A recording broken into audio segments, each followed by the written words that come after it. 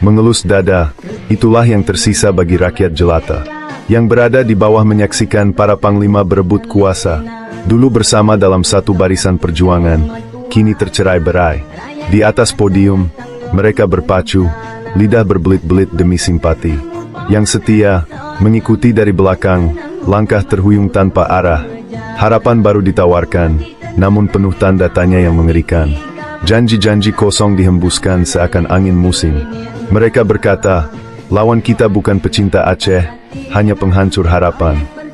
Di lapangan, pemandangan begitu miris terasa. Bentara berhadap-hadapan, saling ejek tanpa ampun. Persaudaraan yang dulu kokoh, kini retak oleh ambisi.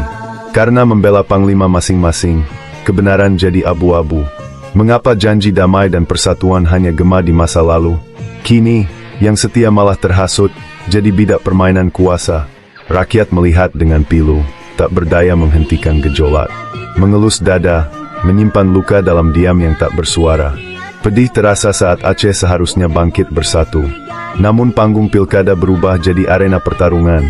Di atas podium, suara bergetar menghasut, membakar api pertikaian. Bentara terbelah, menyerang saudara sendiri, demi nama panglima. Rakyat masih menanti, mata mereka basah oleh asa yang pudar. Kapan panglima-panglima ini ingat, perjuangan bukan untuk ego, bahwa darah yang tercurah di masa lalu untuk damai sejati, bukan ambisi pribadi yang membutakan jalan.